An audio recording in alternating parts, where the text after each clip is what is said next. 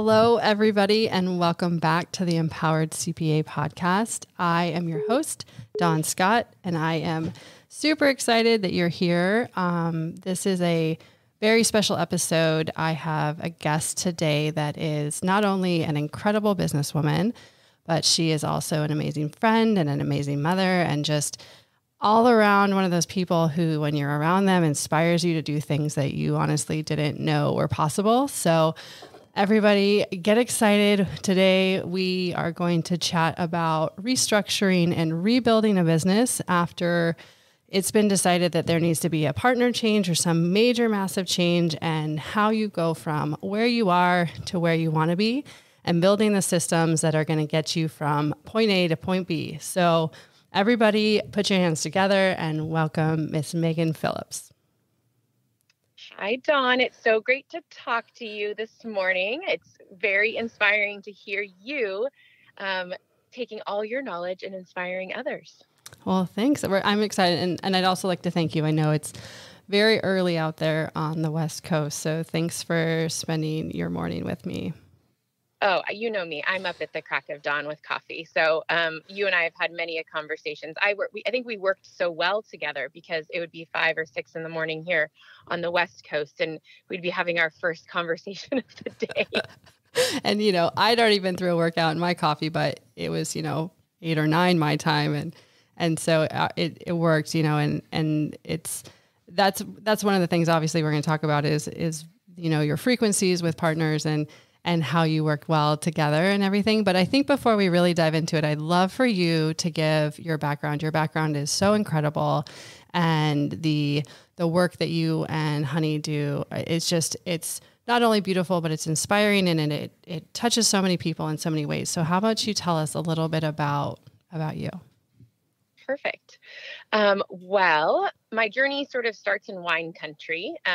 As you know, Dawn, I have known your husband for quite some time, but I grew up in Sonoma, California, in the heart of beautiful wine country. And it inspired me, and it sort of exuded so much of what I still do today, with regards to just the power of understanding where our food and beverage comes from. So my path was really starting out doing marketing for brands in the wine industry. It was an amazing opportunity to work really just entrenched in agriculture and really understanding the complexities and compliance around not only alcohol, and wine, but also just food and beverage. And I just think it was really a part of really my journey, because it taught me everything that I wanted to do from a passion perspective.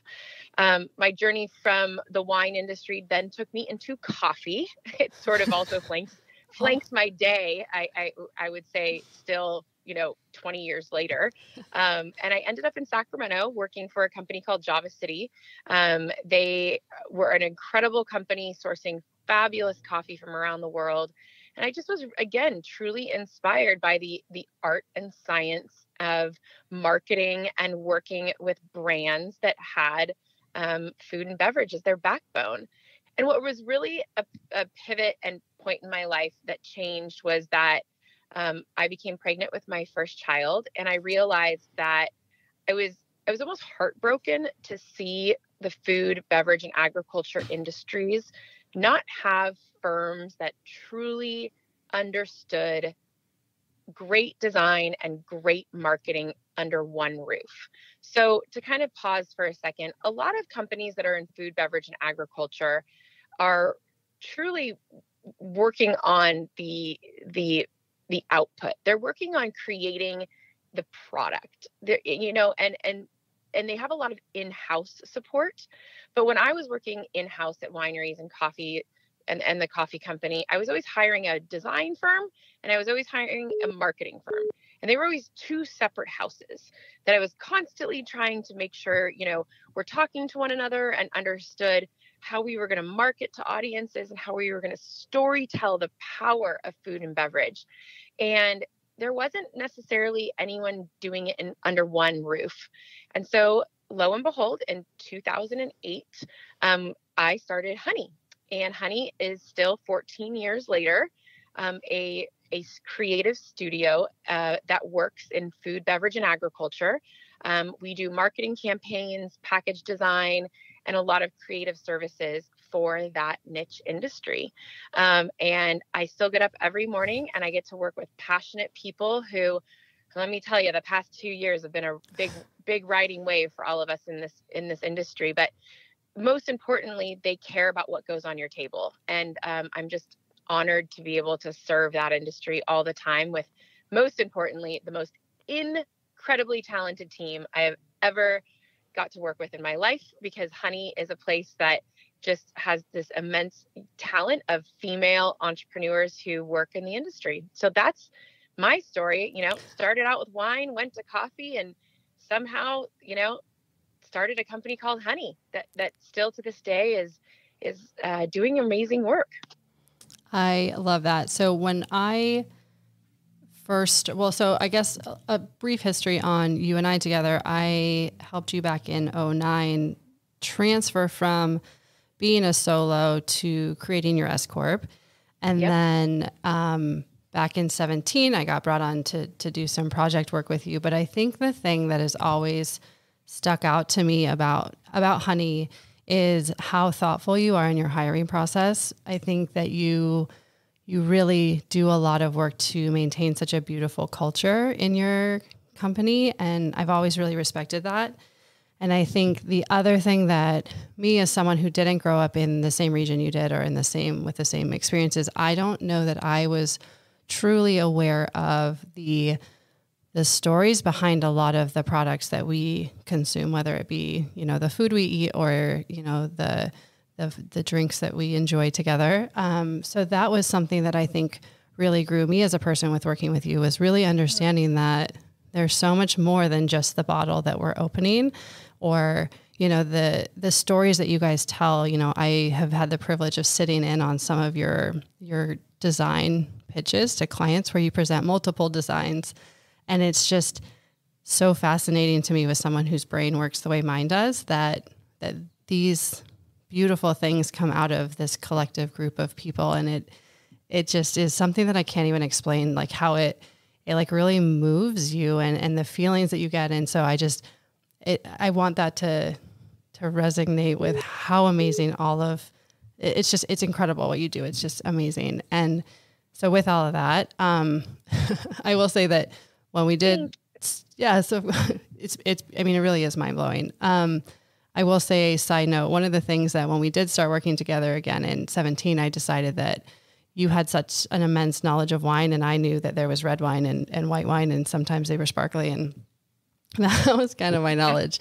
And I committed to myself that I was going to learn wine, and my wine case consumption can prove that I know a little bit more now than I did before we started. So that's also a plus.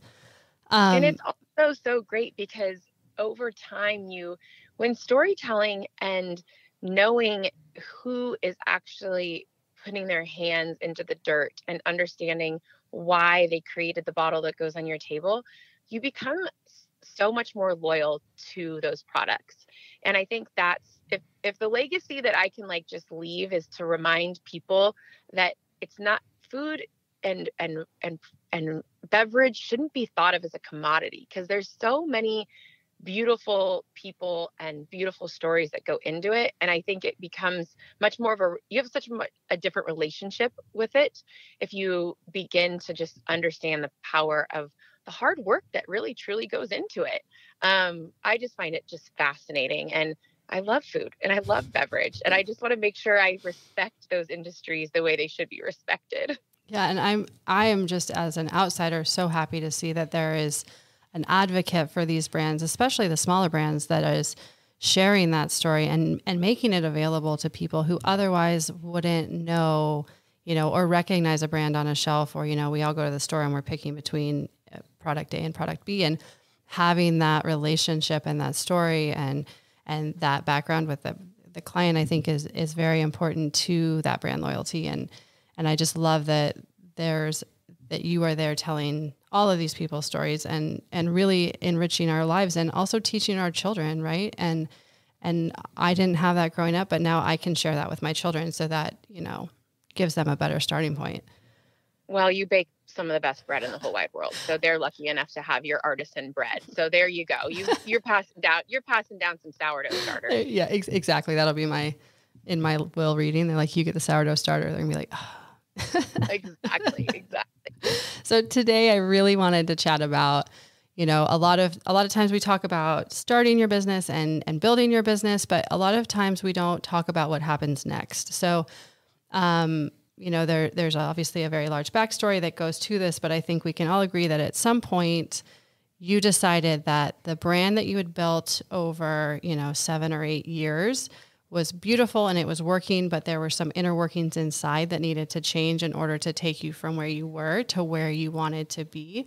And so I kind of want to talk about how that decision came about in a high level way. And then that's where I came in as a project-based person to help you get from there to there. So let's talk about first, that's an emotional decision and that there's a lot. So let's talk about that and then how we work together to formulate where you wanted to go and get you to where you are today. And then even further where you are today. And now we're working on the next 5. So let's start at the beginning.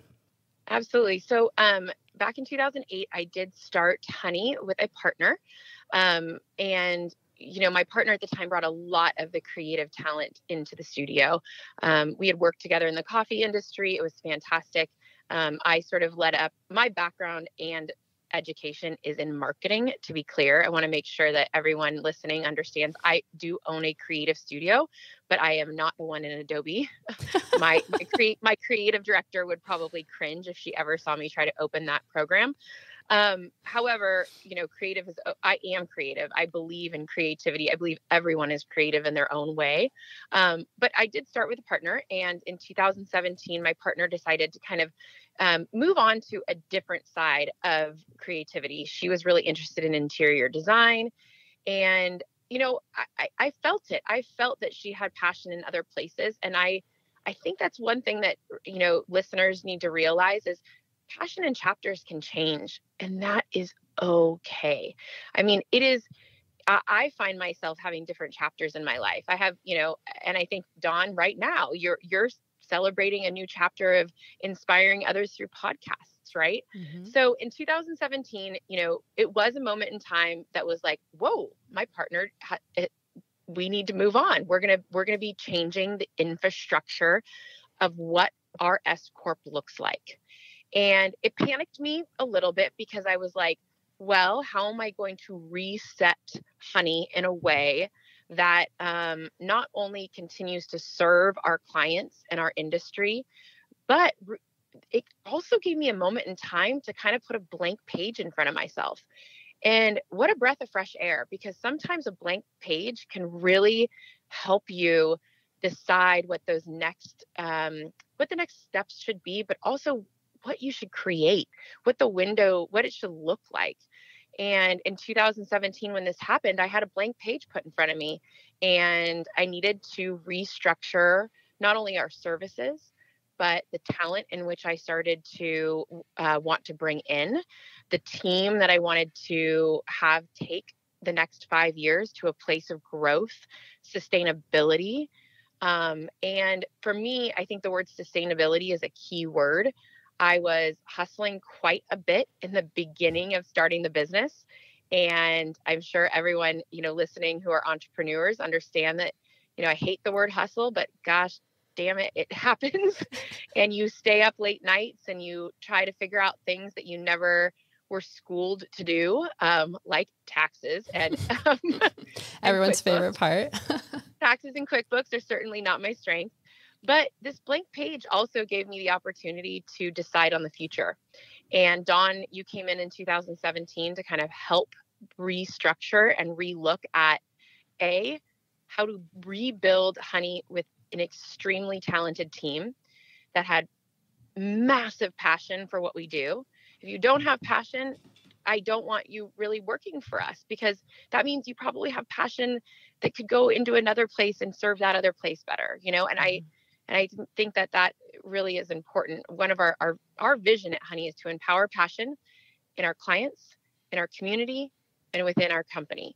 So we want to be able to do that with all of our culture, whether we're working in the community on a nonprofit project, whether we're, educating each other on some new trends that are happening within the industry or within our clients. So you came in, we restructured, we really looked at pro formas.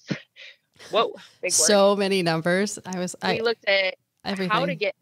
we looked at how to grow, how to scale, how it would look. We wrote budgets for the first time that were adhered to.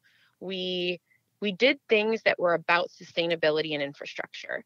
And without that, I can tell you, when the pandemic hit, I don't know if we would have been so rooted to be able to handle a remote work environment for the past 2 years.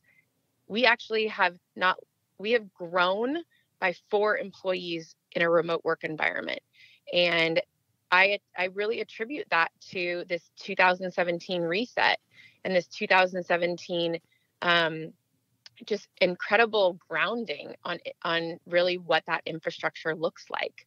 And I owe it a lot to you, Dawn. I mean, we went through the hard talks, like, where's money going here? Where's money going there? Yeah. What do you want? What do you want in 5 years? And we've exceeded every goal. And I'm really like proud of what we've done. And it wasn't easy, especially when 2020 hit.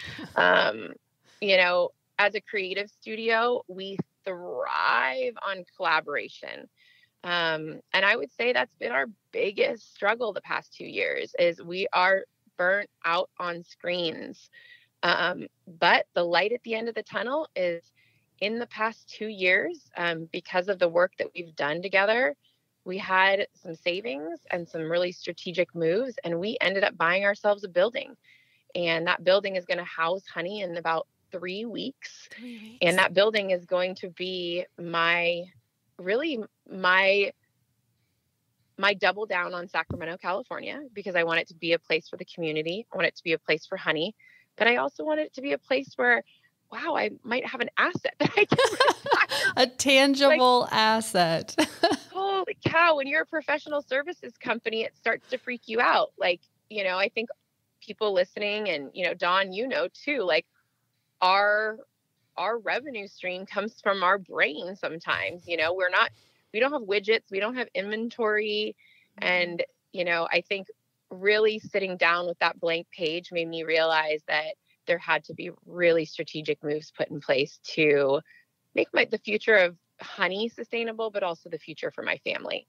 Absolutely. And I think all of us go into this journey. We leave behind that steady paycheck for that freedom and knowing that we have control over it. And I think while none of us are like, oh, I'm going to stay 9 to 5, I think we end up working more because it becomes all inclusive. It just consumes you, and having that reset. Guys, I showed up. I should pull up the document I showed up with. It was long. I made you clear like 2 hours of your day, and I walked through everything. I was like, who pays your bills? Where do your bills go? Where's your mail go? Who manages this inbox? Who does this? I hope you had a cocktail after that, because it was invasive, and it was hard. And we really identified these are the places that are causing the stress that are affecting the other parts of your business. And that's a painful, in the moment, that's a really painful exercise, because I'm an outsider coming in. And so I never want someone to feel judged by that conversation, but I think that's a normal reaction to some level. Well, they don't call you a forensic CPA for nothing. I know, but it's so invasive. It is so invasive, but if you want to be like, I always think of myself in this experience as I made myself whole, because there was a lot of gaps that I didn't know being a business owner. And to be kind of vulnerable, I think I knew there were gaps that I just kept blinders onto, like not my education, not my strength, not my problem. Well, a business can't be whole with that type of mentality. So, I mean, now I would say it's 2022, and I know I feel so much more educated on every aspect of the business, from, revenue generation to business development gaps. I mean, we see development gaps now, months out. And that forecasting has been, I'm not chasing things anymore. I'm coming up I'm not, that's a lie. Of course I'm chasing, but I would say not as scared. There were nights where I would be up all night long trying to figure out the next move and the next chase, and now that's not the case because we see it ahead of time and there's a runway in which we know that those voids need to be filled. And we've put systems in place where it's not just falling on my shoulders. My leadership team, I owe it to them. I mean, there's no honey without this team, from our brand strategists to our art directors, to our graphic designers, to our juniors who have joined and are being mentored. They are all working towards a collective goal that really has a lot of transparency. And I think too, Dawn, transparency is really important. If everyone knows what the collective goal is, it creates such a sense of team and building and working towards something together. And man, during the past 2 years, if we didn't have a lot of transparency and communication, I think we would have been, running around a little bit more fearful and scared. But we know what we had to achieve, and we definitely made some pivots. But really, 2017 and that blank page, it really was eye-opening. So I always, a lot of times when I'm asked, what can I do as I look at my next 5 years, you write it down, think about it, create that vision board, and figure out the small steps to get there. And those vision boards, I went to a retreat with you a couple of years, which is also such a great team building event, to really get to know each other on a different level. But one of the exercises we did was a vision board, and it's still in my house, and I still look at it every morning. And it's amazing because every year I don't recreate a new vision board. I take my same vision board and I kind of update it. And it's a wonderful way to look at where I was and the things I wanted to achieve, and then the things that I still have outgoing. And so it's just this moving kind of document. But I think that that's something that has been amazing too, because when we first got together, I think there wasn't a lot of transparency within Honey. And with a small team, what can happen during, really aggressive business development times is you can secure, a whole bunch of one type of contract. And so you have half your staff who is working so hard and so many hours, and there's just not enough time in the day. But then you have these other staff members who are eager and willing to help, but it isn't really in their capacity to help per se. And so one of the things that I think was most important during that soul searching in 2017 is we really laid out in a very visual way, these are the projects that we have. These are the timelines that we anticipate them to be completed.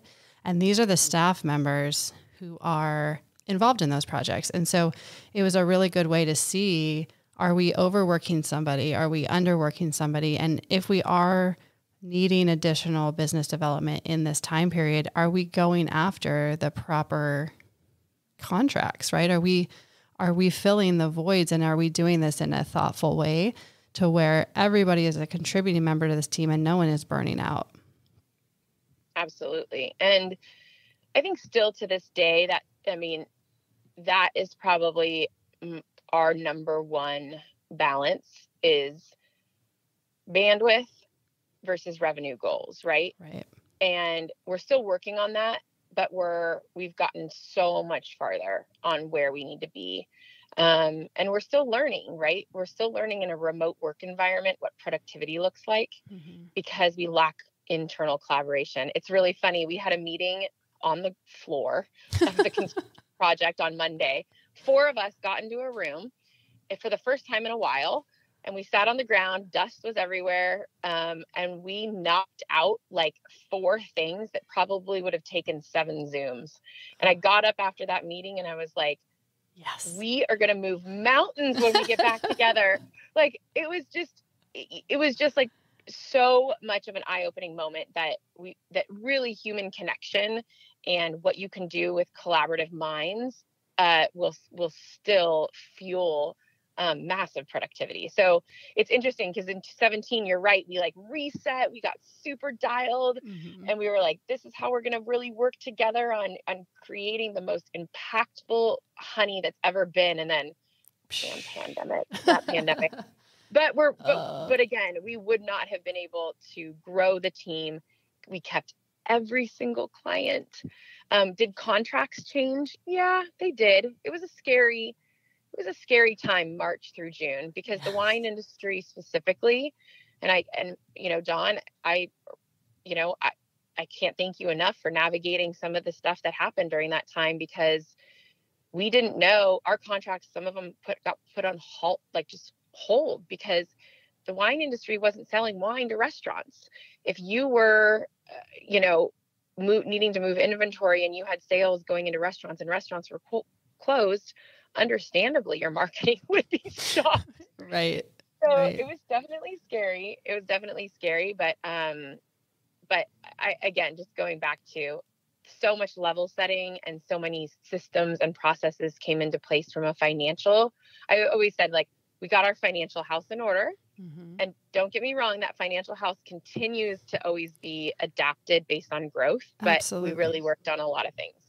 For sure. And, I think just how open you were to that is so important. I think if you're not open to that, there's just not going to be success there. So that vulnerability was really important. And you and I had, prior history to lean on. So at least for me, I mean, it was a lot easier because I knew you previously, and I knew kind of everybody has a different way of accepting information. And so for me, I always try to find out how best to deliver information, and then so that it will be impactful and it'll be received well. And so that process for me was cut a lot shorter because I knew a lot about you.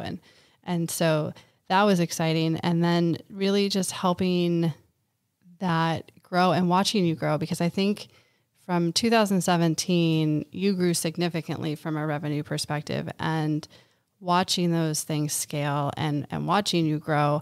And I'm actually happy and excited to report that we grew so successfully together, and we scaled so successfully that I've actually now fully pulled out and have been replaced by a full team of accounting staff and people. And, I think while that was emotional for a different reason, it was all part of the plan. And so the vulnerability switched from kind of you in the beginning to me at that transition point, right? Where we were both like, okay, we can't do this forever. Like, we've built this beautiful business, and it's time for me to transition out and turn the reins over to somebody to handle this on a day-to-day basis. Yeah. Kind of my work here is done, which there were so many late nights, and I think the times I treasure the most were even just our nights, when we were physically together around a fire pit with a, cocktail in hand, and Always. right. Or just me like drinks over ice. But it really is managing not only the business relationship, but also the personal relationship. Because if you can go through a transition like that and spend the number of hours that we spent together and endure what we endured together and not feel anything when that transition happened, I mean, I think you did something wrong, right? I mean, that is just, that's not a thing. So becoming successful in the goal that we had meant that I was the first one to pull out of that. And so there was also some emotion around that. And that's hard. And that's something that you have to remember. This is part of now our next 5-year goal, right? So we've gotten you. Yeah, exactly. We've gotten you here, and it is a beautiful business, and it has such an incredible staff, and even more incredible product. And now it is, we kind of start over again, and we say, where are we? And where do you want to go? And so we're kind of at an open page where maybe the top part is set in stone and it's perfect and perfect-ish, and it's running. So now it is, really soul searching for what the next 5 years looks like. Yeah. I mean, going back to what you were just talking about, it's almost like a we did it moment. um, in a way, because I mean, even I pulled out of it, of accounting day to day. I mean, and not that I'm not looking at the books and not looking at, pro formas and projections and balance sheets, but, you know, we are transacting at a higher level. We are doing a lot more that was requiring almost an in-house team. And I have an amazing ops and culture manager, Mishi, who is really taking on the management of that operations. And she's the one who is looking at, what I think of her as like the conductor of the orchestra, right? Absolutely. And we were the conductors. We were dual conductors. I don't know if our music was always great, but it was like dueling pianos. we were, more like a bar in Vegas, but, it worked. But now, here we are, we turned the page of 2022. And honestly, Dawn, we were just hitting you up way too much. It was like, we were turning into like you were our own, you were like a department, right? And that was the moment in time where I was like, this is getting too transactional and you're way too strategic for this kind of stuff. So we brought in a bookkeeping team. And now it's a matter of like, okay, what are the next 5 years? And for me, I'm looking at my succession. I'm looking at I think of, my vision for Honey is it's a generationally owned company. I want to mentor the next people. I don't want to think of this as get to a revenue point and sell the business. To me, that's not how I operate. But I applaud those who are like, hey, I've got it to this revenue point and I'm going to sell it. For me, I just keep thinking like Honey has a give back. It has a give back of, an inclusive environment for women to thrive. I mean, we have 14 women working for Honey right now. Not that I would love to have I would love to have any gender, any sex join, but it's been one of those things where I just want inclusivity for all. And I hope that continues generationally, as I mentor the next partners. And my succession is to kind of like, what does that look like? I don't know what that looks like. Don't know what it looks like yet, but I think the turning of 2022 over was the first moment in time where I could sort of see the future, right? Be part of the company, create something that is doing good for food, beverage, and agriculture, but also doing good for families that work for me. Absolutely. It's a community. Yeah, absolutely. And it feels different. Like, it's funny that 2017 is exactly 5 years ago. For some reason, I have these like weird 5-year milestones in my life. So we hit the 5-year now. You and I are kind of like, whoa, all right, this thing's operating. Again, like creative director, account director, ops manager, day-to-day running of Honey. And, now I'm looking at a building we own and figuring out, okay, well, where's my next step? And don't get me wrong, Honey is wholly in my heart every day. I mean, our clients are amazing. Can't even express how much I love working with our clients. But again, I'm probably not going to be cool enough for TikTok in 5 years. I got to tell you, TikTok comes up all the time. I know. I don't even have it. I wish I could say more about it, but marketing brands is a constant learning. Where are your audiences? How are they connecting and how to find them?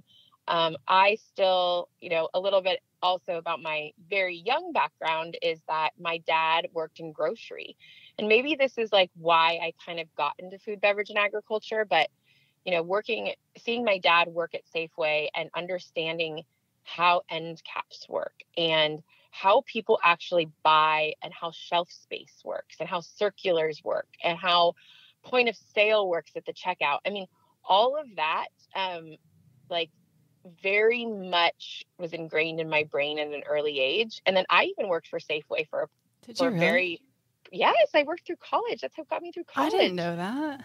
Yeah, I worked for 4 years. You want to know why I get up at 5 a.m? It's because I always worked the 5 a.m. to 2 p.m. shift at Safeway, in Rincon Valley, Santa Rosa, California. And so even through college, I was getting up super early to go to work, and then I would take my classes at night. And my college roommate too worked at Noah's Bagels, and she was always up at the crack of dawn. So we were very funny. We'd be looking at each other at 4:30 in the morning, like, "Are you getting out of bed?" Life choices. But it's just fascinating how we purchase. And then, fast forward to 2020, and we're all using Instacart and getting food delivered, and how we purchase through online and direct to consumer purchases. So all of that, going back to the fact that it is a constant learning. We're not doing a production of widgets every day that has the same manufacturing. It's a constant evolution because humans evolve. And it's exciting, it's fun, but it's also like, whoa, my brain's going to explode. Right. So I have a somewhat off topic question. So, things get super hard, and, self-care is something that is kind of on the forefront of everything that we talk about lately, because we do see a lot of burnout. So I was joking on my way here that I have some like ridiculous self-care like rituals, I guess, if you will. But I have a necklace that I wear that is really special to me. It's what I crossed the half marathon line with a bunch of my girlfriends who don't ever trust me anymore. But I received this Tiffany's necklace. And so anytime I have to go do something like really challenging, I wear that necklace. It makes me feel like they're kind of here with me. Or I love that. Anytime I have a big hurricane rolling towards my house, I go pick out a new lipstick because it makes me feel like in charge of something. But do you have something like that where, things are getting hard, things are getting challenging? Is there something that you lean on or something that you do to kind of get you through that hurdle? Great question. So I'm a creature of habit. And when when habits sort of break for me, I find myself messier. But I will say sometimes I don't recognize it out of the gate. So for me, I'm always up. I've been a spin instructor, as many as you know, Dawn, for 20 years. I've always loved cycling. Did a lot of outdoor cycling, did triathlons, but if I don't get up in the morning and work out, it's something that I struggle with. I realize that I'm not getting energy out or anxiety out, or my endorphins aren't firing. And I've gone off the wagon a few times. Like, I don't want to paint a pretty picture. Like, there's been times where I'm like, I'm not working out. I don't want to do it. But I always end up realizing it's not necessarily the workout. It's the habit of finding time for myself. I also, just going back to self-care, the past 2 years, I have not put an oxygen mask on. I have hit probably the worst burnout I've ever had in the past 2 years, mainly because you're trying to keep culture up while navigating the fear of your kids not being in school. It was a lot, and it wasn't pretty. And I don't want to say that I did well through it. I didn't thrive. But self-care also this year means just blocking my schedule out a little bit more. So for instance, I'm doing a lot more schedule blocking, where if I see a break on a Wednesday, I will block myself from 12 to 2 to do whatever I want. So if I need to, maybe plug in and read articles that I haven't read, or if I need to go and get my nails done, or if I need to go and take my daughter shopping for new school clothes, I was always letting my calendar dictate what I had to do that day, and I never had control of it. I was recently with some really incredible peers of mine who do this much stronger than I do. They schedule block so much for themselves, and I think that's the oxygen mask that I'm focusing on more this year. Is I don't need to be in every single meeting. I don't need to let my calendar dictate my day. I want to take control of that again. So it's been really awesome for me to do that. And I hope that people listening will just look at their next week and block themselves out.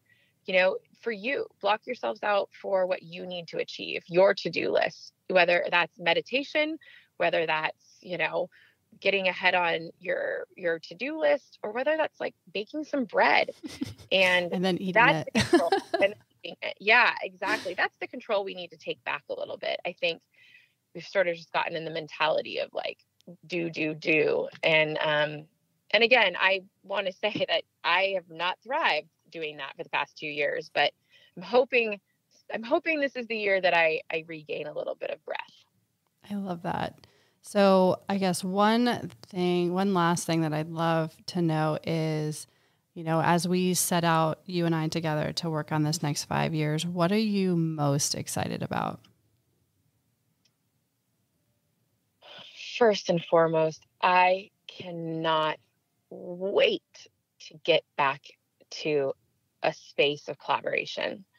I think human connection for me has been one of the most depressing. I've been depressed not having that. And it's really hard for me to find that creativity without seeing it in other people, whether that's the community, whether that's going to art galleries, whether that's, seeing other people thrive in what they're doing. But the next 5 years, I'm going to soak up every single creative person I know, period. Just absorb them.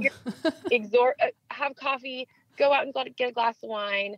I just really want to be inspired outside of my guest room. So that's what I'm most looking forward to. And then I'd say the second thing is creating that continuing layering on more sustainable processes to have honey be 100-year-old company someday, where it continues to be generational. It continues to be an inclusive environment for all to be mentored. And then it also continues to care about food, beverage, and agriculture in a way that is deeply rooted. It's not a grab. It's not for show. It's because we care and we really want those people creating the food that goes on our table to thrive. Lastly, I think the only other thing is, we entered the cannabis industry here in California. It's agriculture to us in California.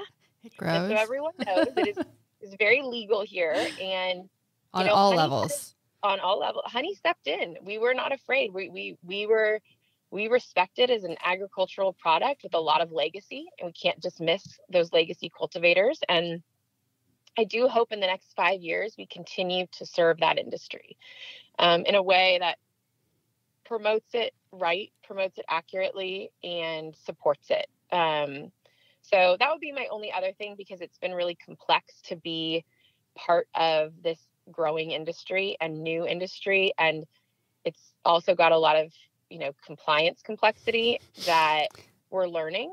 But with alcohol, we've learned it throughout our whole marketing and design process. And now we're just learning it within the cannabis industry. But for me, that's been probably one of the more fun entrances for us in an industry, because it's so new that I thrive off sort of that learning. So I'm excited for the next 5 years on that front as well. I love that. And that has been fun to watch.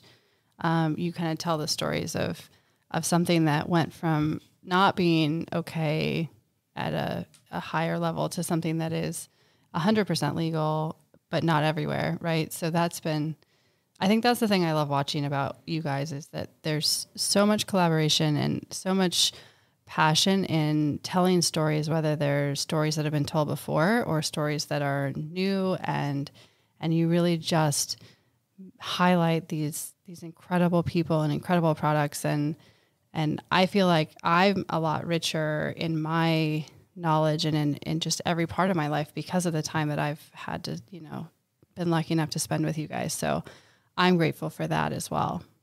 Oh, well, we got another chapter ahead of us. we have another 5. We have another 5. I can't wait for 5 years from now. We'll jump on this podcast again and be like, well, we did a thing. Right. Remember phase 1, phase 2, and 5 years of growth. And if I think back to what we've done in the last 5 years, I just can't imagine. I don't even know that I could articulate what I think we're capable of in the next 5. So I'm excited to report back on that. Well, even with this podcast, it's fun. Exactly. The next 5 years are going to be very much about thinking how to give. And I think that's your mentality as well through this podcast, is You could have a phone call with one person and you're like, man, so many other people need to know about this. Well, So you are doing many. it today. Exactly. Yeah. And just sharing, I feel like even if I think we all learn best through conversation and things that are relatable. And so really taking, all these different stories and making them relatable and hopefully helping somebody along the way. That's really the goal, I think. And I can't thank you enough for joining me today. This has been so much fun. And I know that we're going to have many more of these and I just can't wait to see the next 5 years. And I just know it's going to be beautiful. Oh, well, thank you. And just as listeners are closing up, if you want to see like any of the work that this talented team at Honey does, I cannot take credit. And just Work by Honey is our Instagram, and you can see the friendly faces that, I see on Zoom all day long. But hopefully, there'll be some inspiring product design or campaign work, because really design is such an important part of our day. And I want to make sure that I always give credit to where credit's due, and it's the team. So that's the only thing I would end with is it takes a village to really get through everything that we have achieved. And Dawn, you have been the invaluable part of that village and story. And that blank page turned into a lot of things in the past 5 years. And the next 5 are going to be pretty amazing as well. I know. Yay. Well, thank you everybody for listening. It's always such a pleasure to have everyone here with us. You can find us on Apple Podcast, Spotify, or anywhere else you enjoy your shows.